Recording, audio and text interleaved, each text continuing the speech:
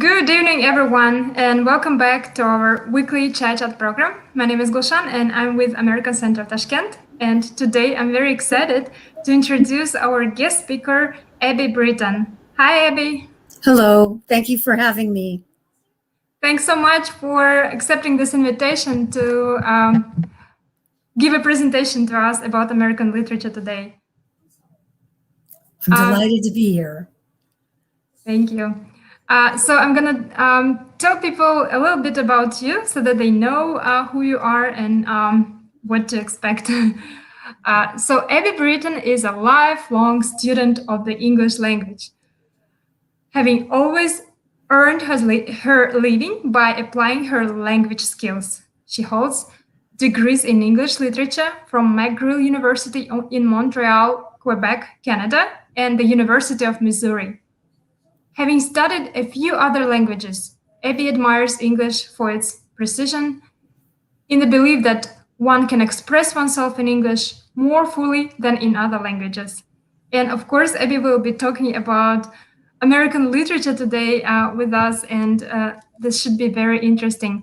Abby, thanks so much again. And I also want to remind everyone who is watching us that you have a chance to ask your questions, and I will address those questions to Abby after her presentation, and I will be happy to see your comments and questions right here under this video. So Abby, thanks again, and I'm turning it over to you. Thank you very much. Good evening, everyone, and thank you for attending. I am here to talk about American literature. Currently, Gulshan, if I could have the first slide or second slide. Current scholarship dates American literature from 1870.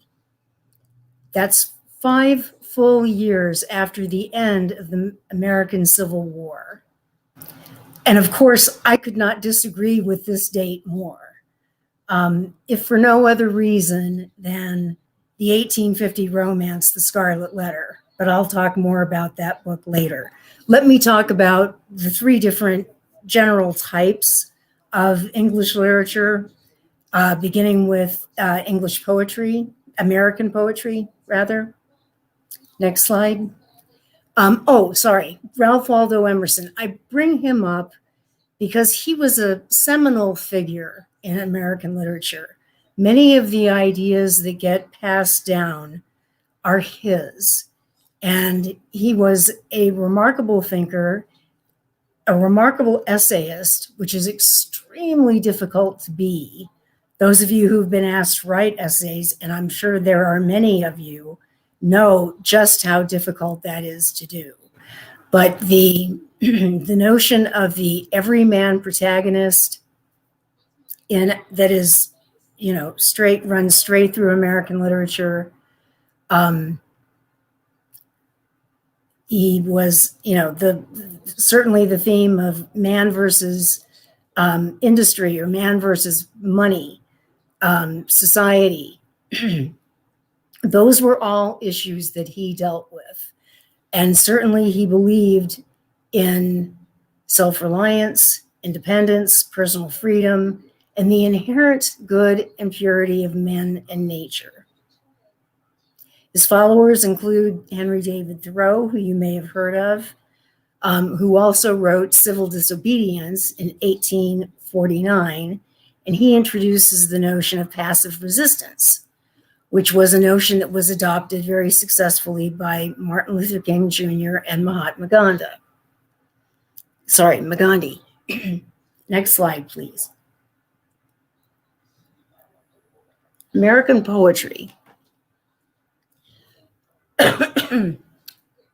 It started with I don't want to say that the Americans are weak in poetry, they're not. We have many fine poets, including Robert Frost, Emily Dickinson, Walt Whitman, E.E. Cummings, T.S. Eliot. The question mark behind T.S. Eliot is during the latter part of his life, he became a British subject. So both the Brits and the Americans get to claim T.S. Eliot. I included him not only because he is a very fine poet, but because he was born in St. Louis, Missouri, which makes him sort of a compatriot of mine.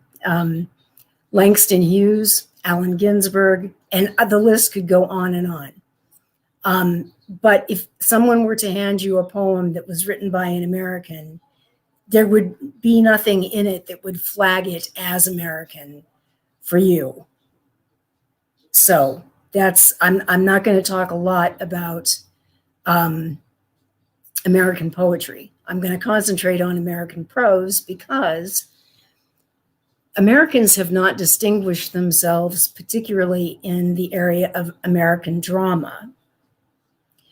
And I'm talking about playwrights. Next slide, Gulshan.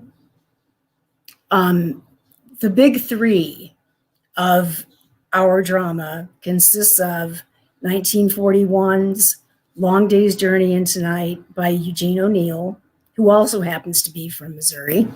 Tennessee Williams, who also happens to be from Missouri, no joke, and his 1947 Streetcar Named Desire, and 1949's Death of a Salesman by Arthur Miller. Chances are some of you have read at least some of these. They are extremely good plays. There are other plays that we have done very well that are excellent plays and Nobel-winning prize plays. Arthur Miller also wrote a play in 1953, which you may have heard of, called The Crucible, which is a play based on the Salem witch trials.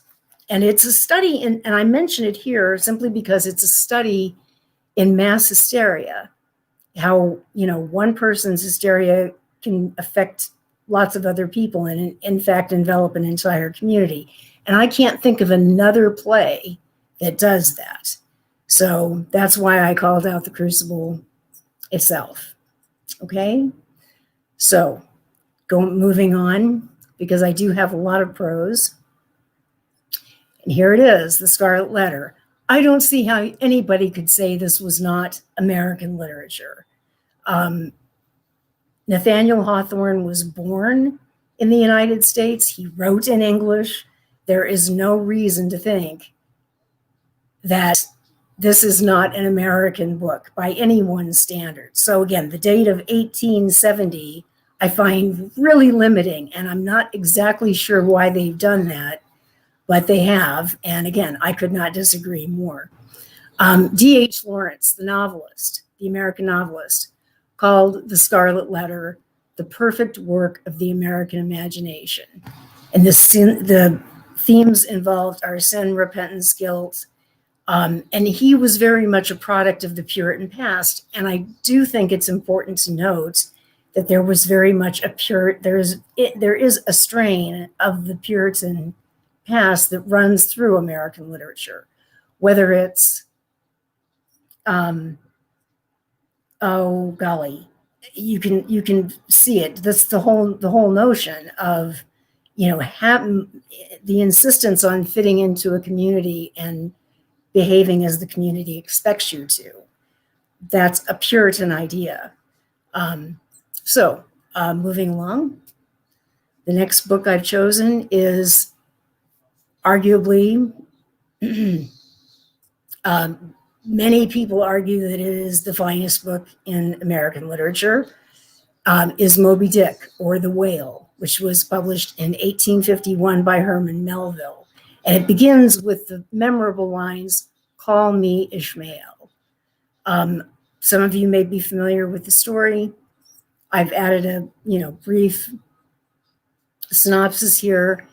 If you're interested, if you do choose to read this book, I encourage you to simply stick with it, because there's one chapter in particular called The Try-Works. And that chapter describes how after a whaling ship manages to capture a whale, how the ship is in effect turned into a factory. And you've got one deck that's boiling down the whale oil for lamps so people can have light in the dark. There's another area that deals with the whale's hide. But in any event, it's going to seem incredibly tedious, but it's not. It's crucial to the book. And don't give up on that chapter, okay? So, moving along. Washington Square. The reason I chose a selection of books from, and these are all organized chronologically by publication date.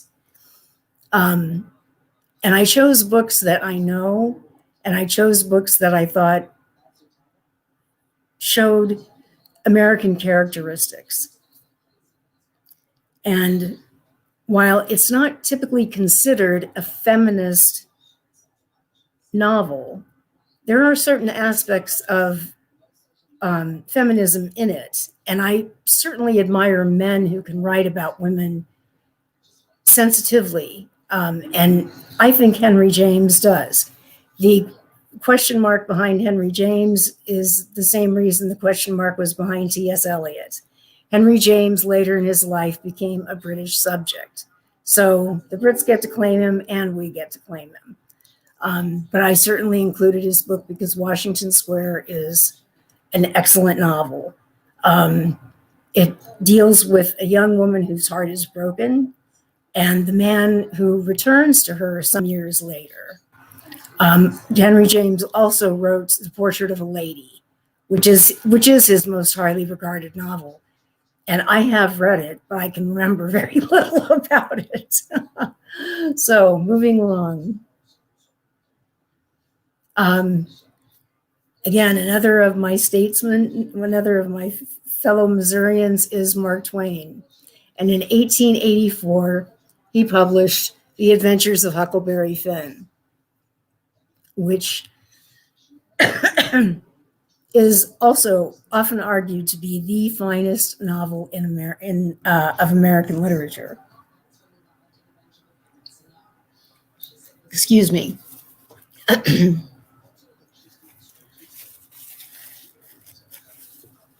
While Huck is the archetypal innocent, he's also something of an archetypal, what word do I want? He's certainly a bad boy. He does not like doing what he's told to do.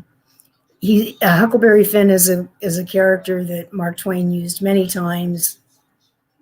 And certainly the theme of race relations comes up in this novel. And I'm sure in earlier novels like Uncle Tom's Cabin, which I'll talk about only if somebody wants to talk about it. But I can't recommend that book to anyone because it's so very sentimental. It does not portray slavery in anything like a realistic way. And while Uncle Tom's Cabin often appears on 100 best novels of American literature, it really it doesn't. I can't understand that. I don't understand why it is included with such giants as The Adventures of Huckleberry Finn, which portrays slavery, while not all of the most gruesome aspects, at least some, in a way that is true to experience, true to the experience of the slaves. So, next slide, please.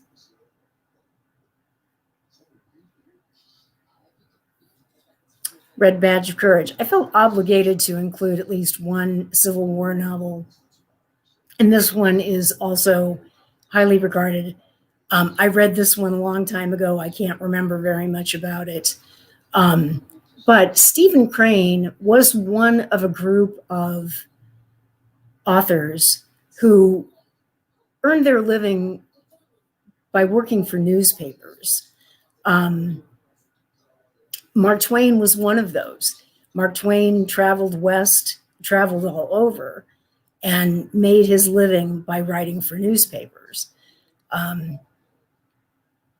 So I wanted to include at least one Civil War novel. This is highly admired.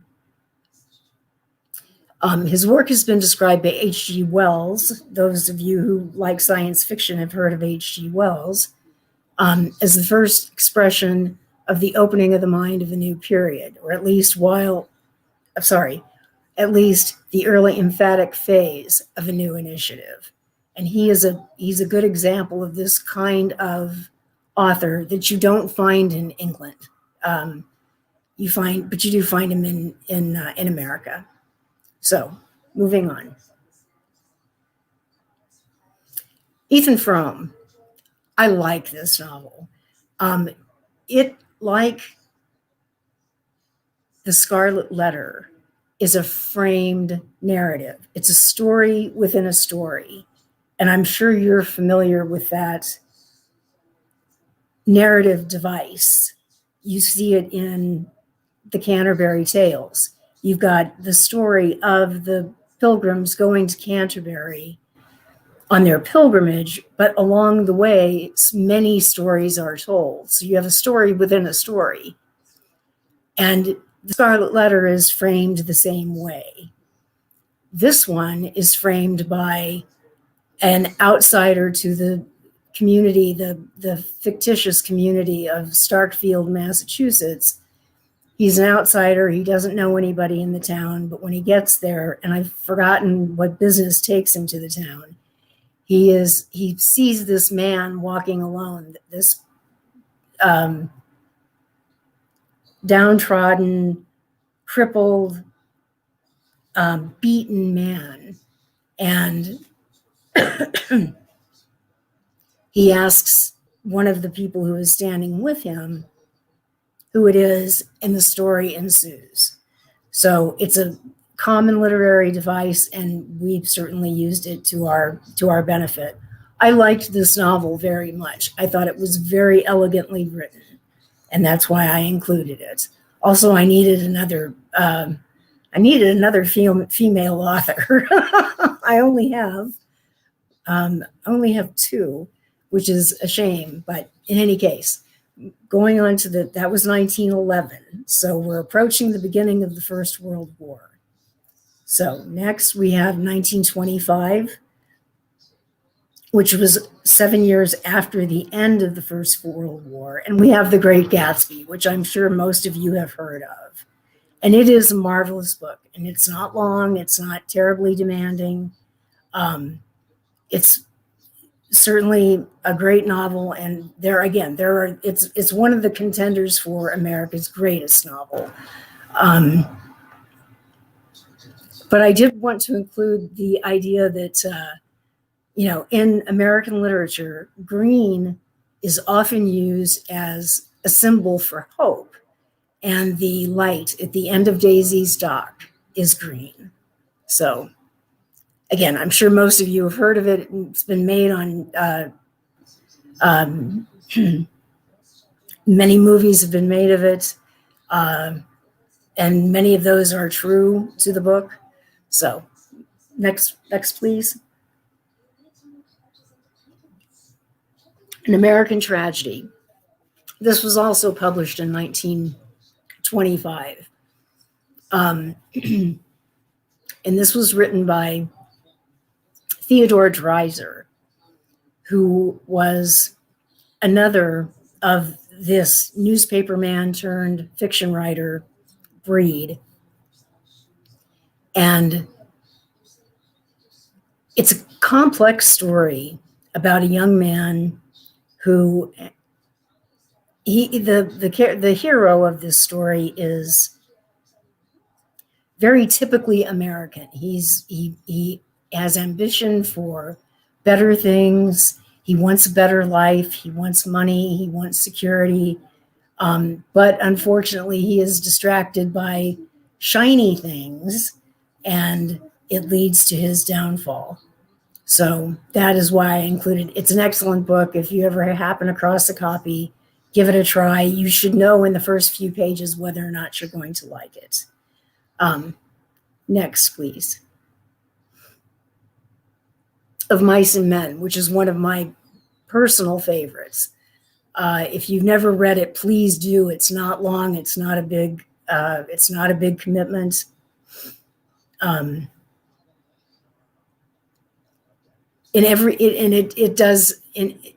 It was John Steinbeck, 1937. This is just beginning of the beginning of the Depression. Or no, I'm sorry. It's right in the middle of the Depression. And it's a story of two men who travel together. They're itinerant, they're homeless, and they dream of a home, of having a home together. I don't want to spoil this book for you because it's so good and it has a very jarring ending, but it's excellent. It's a study in brutality, but it's not a brutal book. As contradictory as that sounds, it's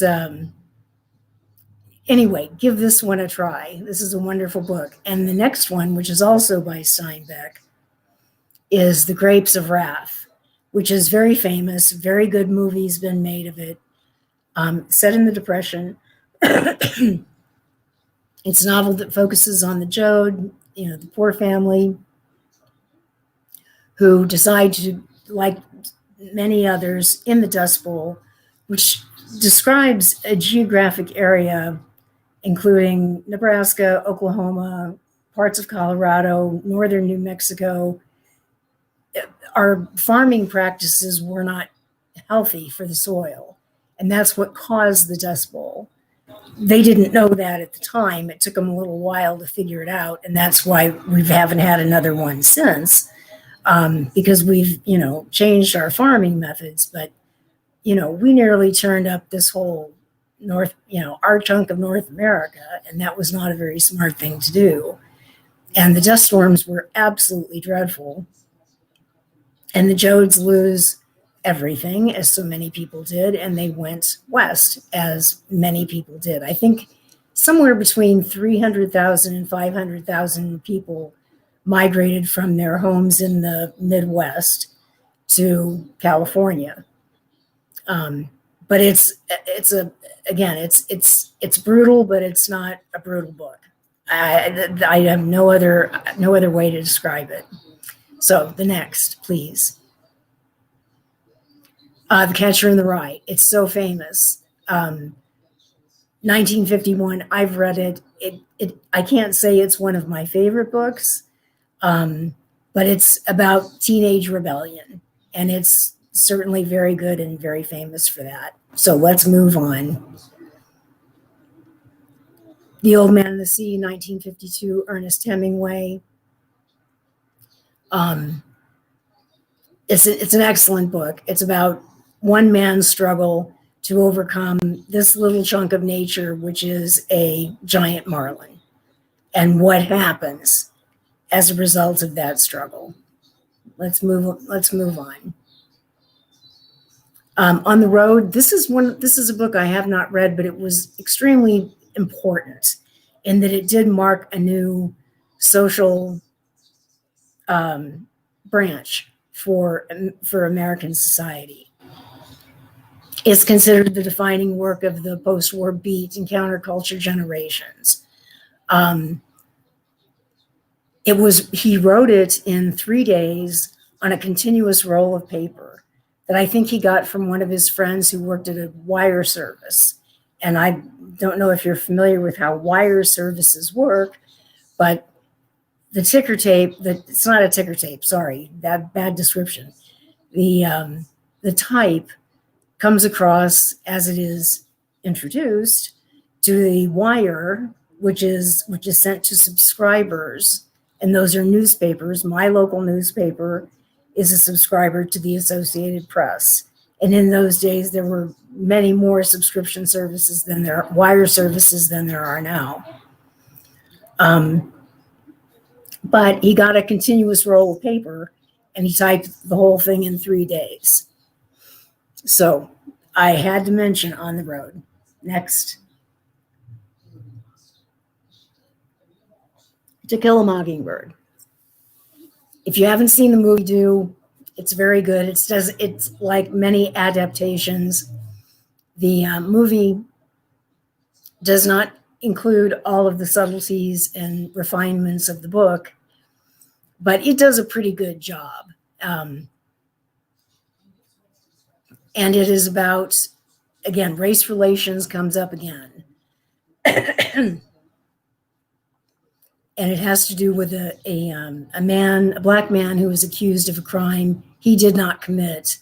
And the characters, the story is told by a 6-year-old girl named Jean Louise Finch, who goes by the nickname of Scout. And she and her brother and a friend who stays next door watch her father, try to defend this man, and how difficult that was to do in the South in 1960. So, moving on. In Cold Blood, 1966, it was published in 1966. It was written by Truman Capote. And this was another landmark book, which is why I included it. Truman Capote went to a great deal of trouble to write this book. It has to do with true crime. If I don't want to call it the first true crime novel, I'm not sure that that's what it is. But the critical problem with this book, the problem for critics, is that it's kind of nonfiction and kind of fiction. Meaning, the story goes that Truman Capote, who's been dead for many years, was reading the New York Times one Saturday or Sunday, more likely, and he came across this little notice about these murders that had taken place in Kansas. And he decided it was interesting, and he and his friend Harper Lee, who wrote To Kill a Mockingbird, went to Kansas and started to investigate these murders. And the men who were accused of the crime had not yet been executed for that crime. So you can see how Truman Capote sort of inserted himself in the story by getting to know the killers, which he did. And it's controversial whether or not he should have tried to save one or both from execution. It gets messy. But he called it, Truman Capote coined the phrase, a nonfiction novel, which is just about as useless a label as I can imagine. So, moving along, enough on In Cold Blood, but it's a great read. And Ragtime, which is one of my favorites, which is, clearly a work of historical fiction. It's based on certain events that took place around the same time in New York City. So you've got the unity of time and place, which is one of the things that literature calls for. Aristotle tells us that. We have to have a unity of time and place. So Ragtime, which is just thoroughly entertaining, not only in the characters and in their development, but is just a lot of fun to read. It's kind of a hefty book, but even so, it's well worthwhile. Was published in 1975 by E.L. Doctorow, who you can see, and it's been ranked 86 on the list of 100 best English language novels of the 20th century. So this is a highly regarded novel, and again, it just happens to be one of my favorites. But Doctorow was an American. So what is American literature? What is it when if someone were to hand you a book and it had the author's name all blacked out and you couldn't read it and they weren't going to tell you who wrote it, how would you know that it was American? Well, that's not a particularly easy question. they don't, certainly there are dialects that would give American literature away. And Twain was extremely good at dialects, regional dialects. And other writers have been equally good with dialects. If it's set here, chances are the novels are written by an American, but you don't know that for sure. I'm sure that there are novels written by Brits that have been set in America. Nothing leaps to mind, but in any case, the one thing that does mark American literature as opposed to English, British, England literature is, next slide, is race relations. That's the one, you just don't find that in British English books. Race relations is not a big theme. I can't think of one, at least in the time period that I'm covering. And I have not gone later than 1975. And I'm sure those of you who study literature know that you have to, all books, no matter how good, you have to let them, you have to give yourself some perspective on reading them. I mean, the New York Times bestseller list is great and all that, but it's, as critics and as scholars, you need some historical perspective on your subject in order to make a reasoned decision as to what things are and aren't. But if you have a book that deals with race relations, chances are you're reading an American novel. All right? Thank you.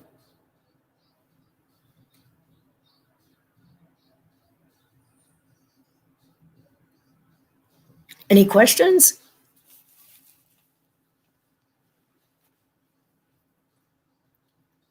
Abby, thank you so much. Wow. Sure. I think this presentation, this chat is going to be something that our viewers are going to go back to look at the books they can read. Because as you know, America Center Tashkent is also a library, and we get so many people who come and say, can you recommend something to read? So these are the really books, American books that people can read to feel that they read American literature. Thanks Absolutely. so much. If you want to capture part of the American experience, those are books you can read. And I can recommend, with the few exceptions, On the Road, I haven't read it, I'll admit, and I should have, but I just can't for some reason, I just can't bring myself to. That's the only one I have not read. But the rest of them I can certainly recommend. When I was selecting these books, I did try to cover a period of time, and I did try to select books that I myself had read.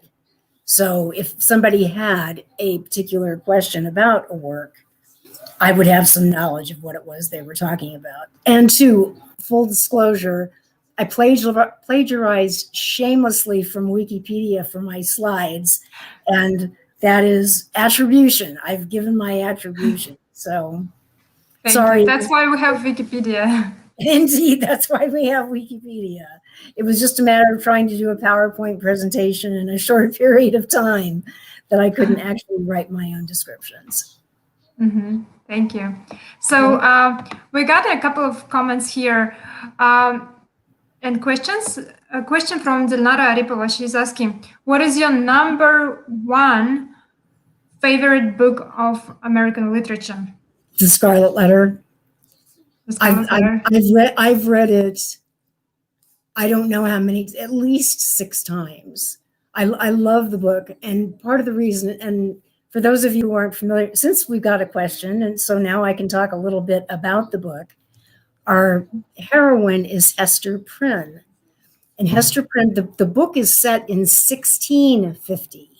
So this is just when the colonists were coming over the Puritans were coming over from the New World. And the really only social organizing principle whenever you're starting in a new place or in the absence of a government telling you what to do, things tend to, societies tend to, you need an organizing principle of some kind.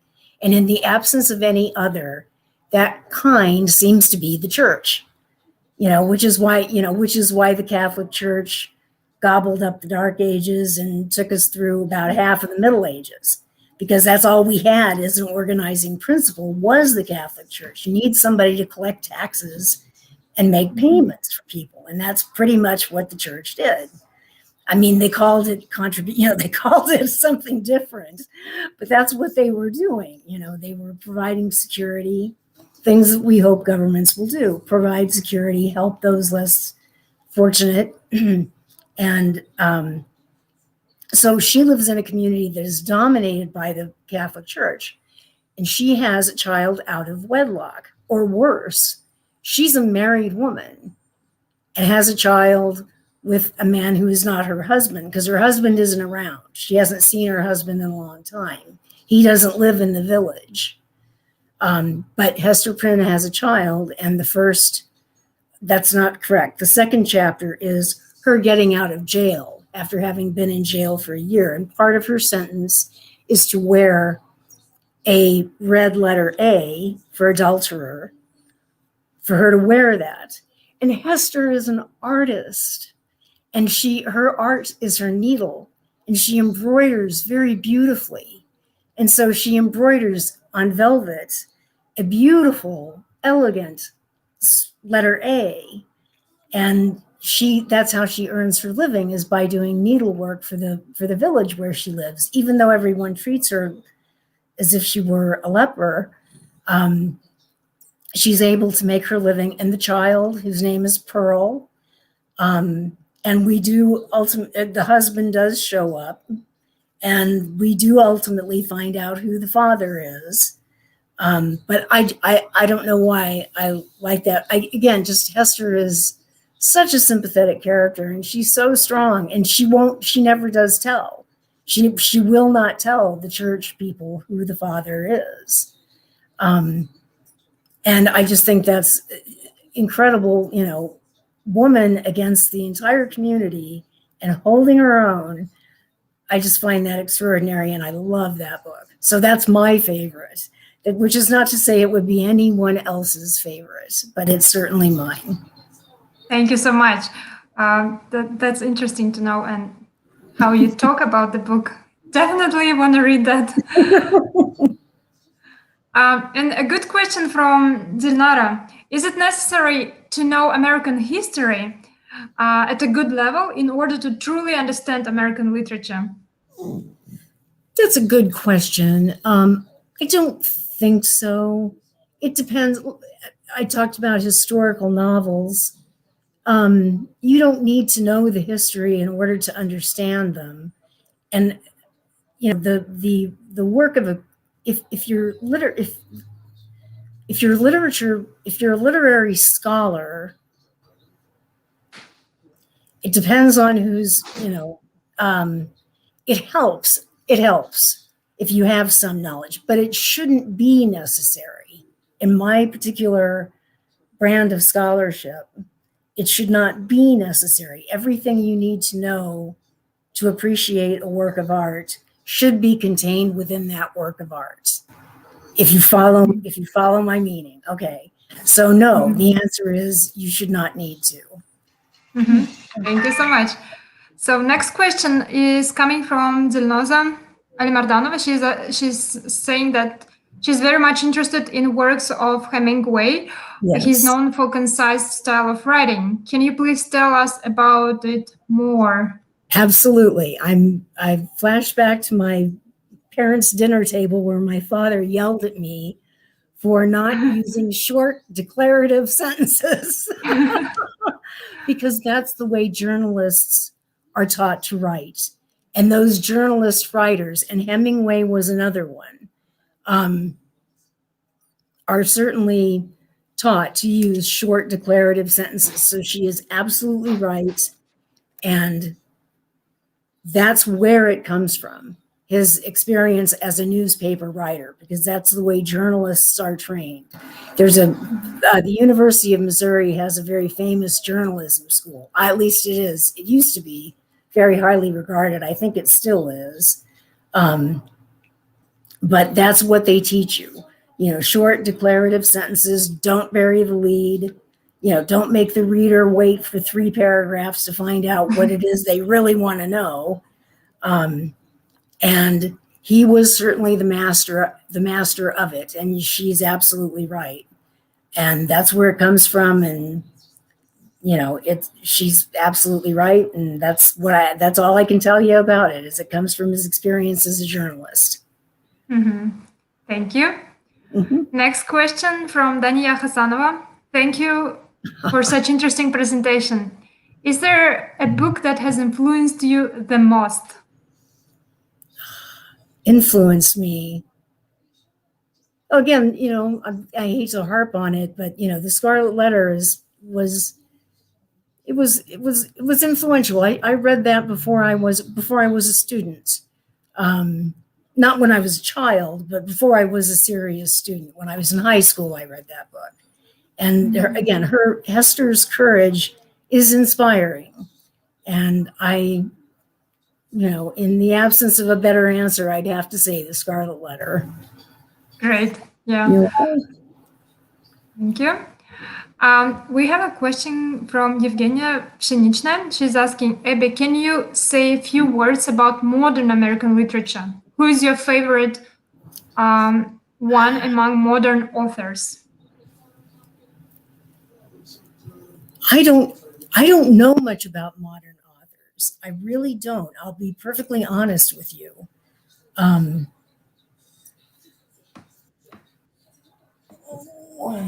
sorry, I have a dog moving around. Excuse me one moment. I will be back. Sure. And while Abby is doing something with her dog, I just want to remind everyone, please do ask your questions. You guys are asking wonderful questions. Thanks for participation. Don't miss the chance.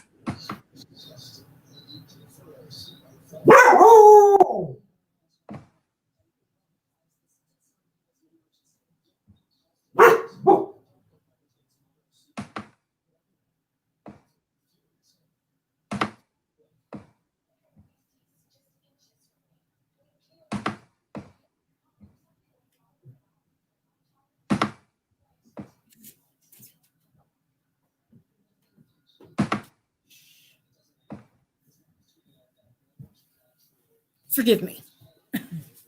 In any case, I don't really know much about modern authors.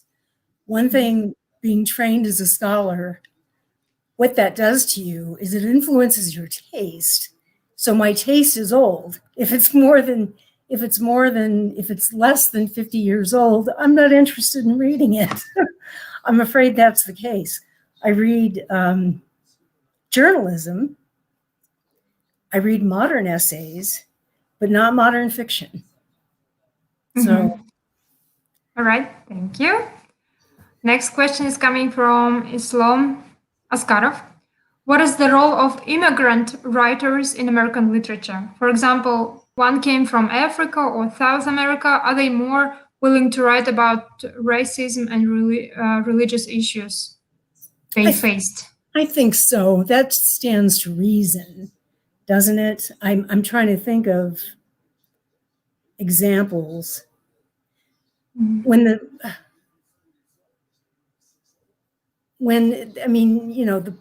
Black people who immigrate here are typically from the Caribbean and not so much from Africa, because we stole them. We just put them, we herded them on, we pressed them into service. This was not a voluntary thing. Now I can think of a few people I've met who have emigrated from Africa, but they're not writers. And I think that they probably, again, my experience tells me that they are more likely to write about their experiences as immigrants just because we all write about experiences that we know. That's that's the way it is. So it does sure. make sense. Yeah, but I can't point to anybody for you. Mm-hmm. Thank you. Yes. Question from M. Irmatov. As Margaret Fuller said, today a reader, tomorrow a leader. What advice can you give us to be good readers? Thanks a lot. Read slowly, read carefully, try to read between the lines.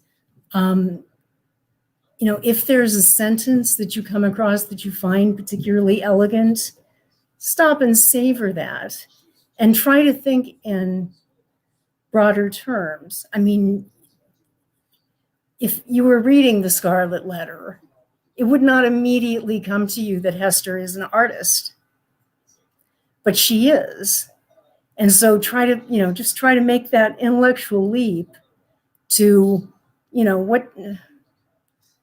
how do people express themselves? And not just in terms of art, but in terms of anything. What motivates the characters? How do they interact with other characters?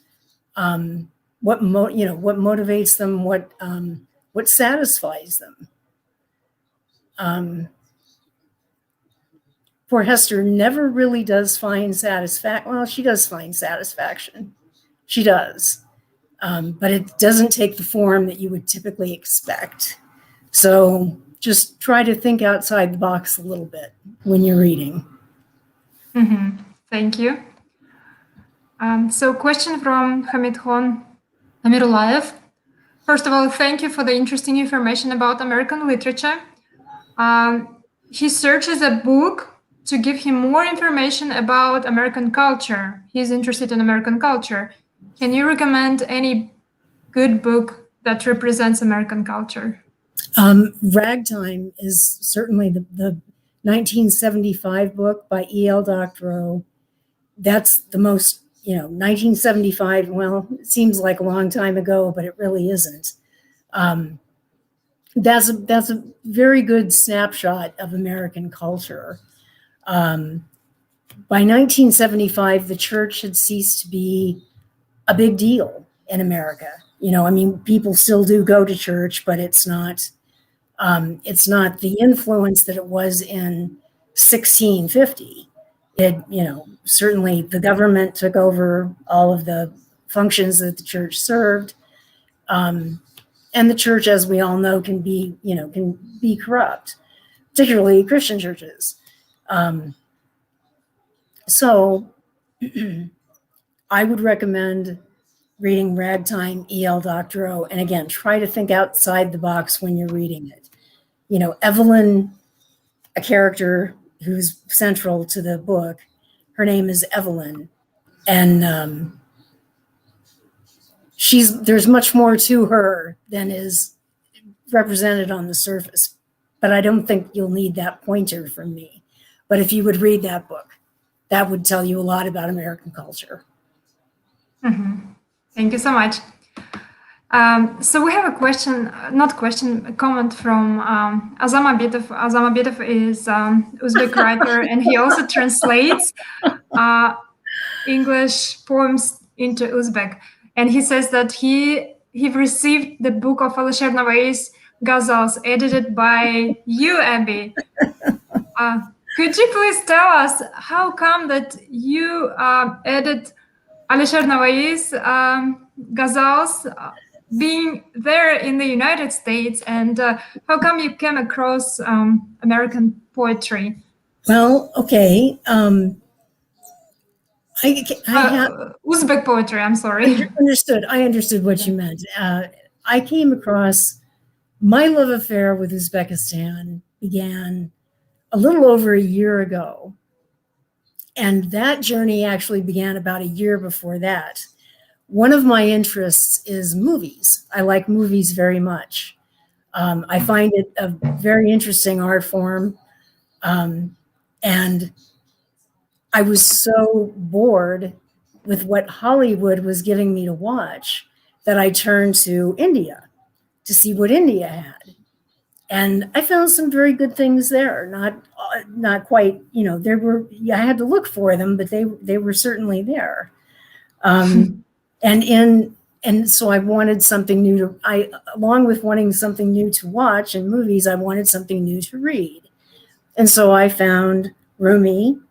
I found, and it's a very short hop from Rumi to Nizami to Navoy, who was a name I came across as he was one of the giants of Central Asian literature. And yet I could find nothing he'd written in English.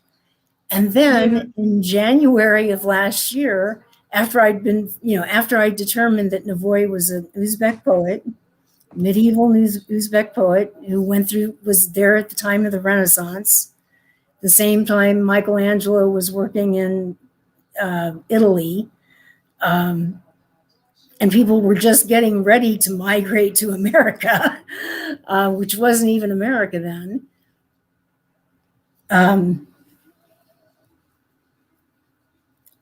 Again, I was absolutely astonished that I could find so little that was available. So a year ago, last January, just last month, I saw in the Uzbek press that a new book that Sharon and Fuad had been translated into English. And I was terribly excited about this because I could finally read something of Navoy that had been translated into English. And in an attempt, and it turns out that Azam was the translator for that project.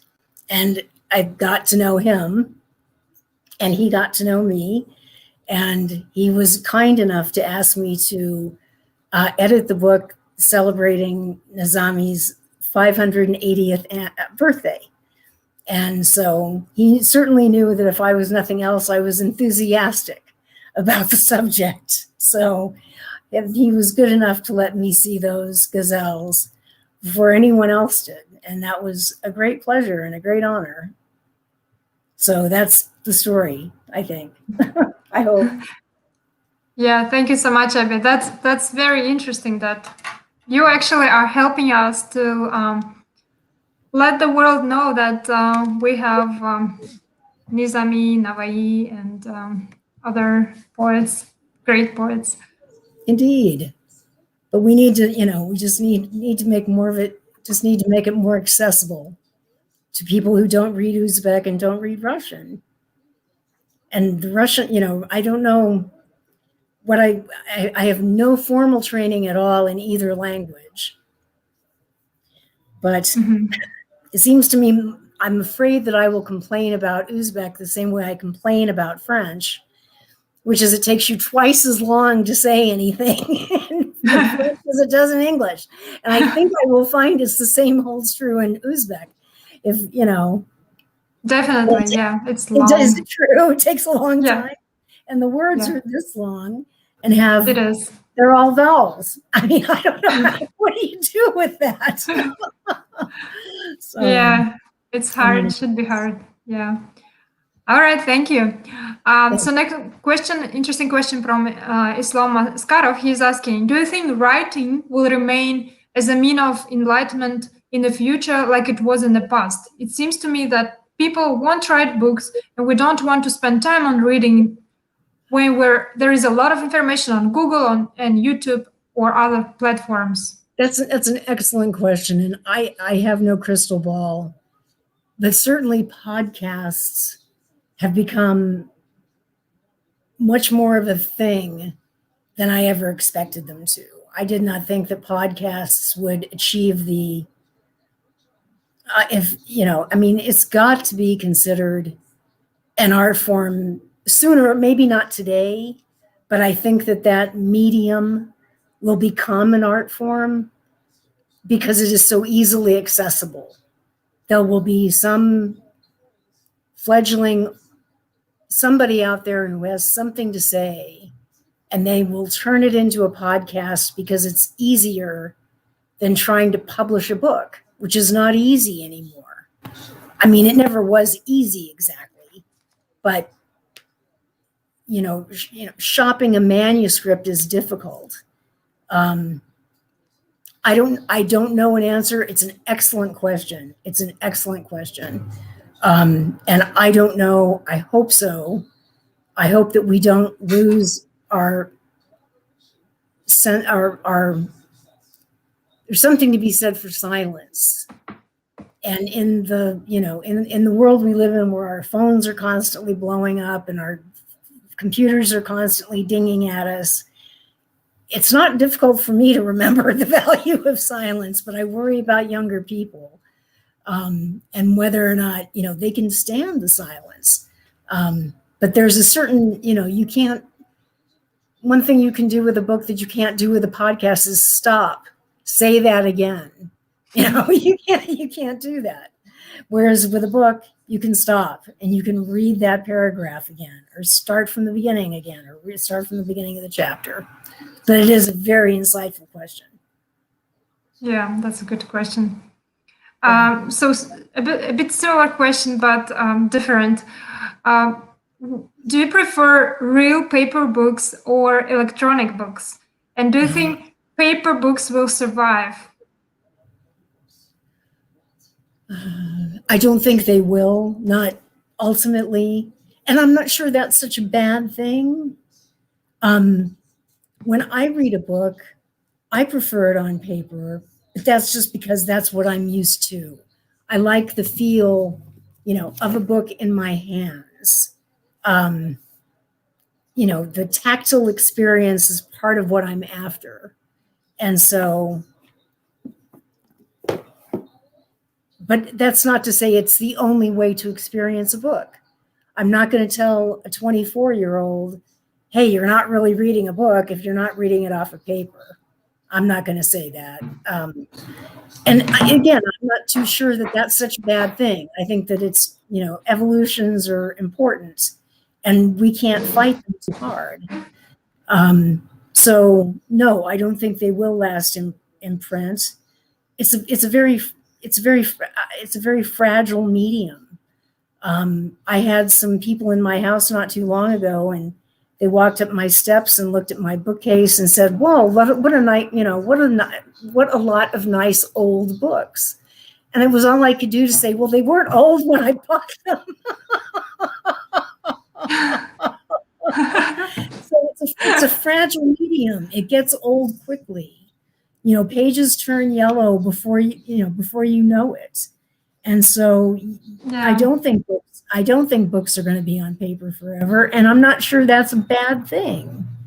I don't know what the future holds for illustrators. I hope we can find a place for illustrators soon, because I'm thinking of Charles Dickens, who's not American.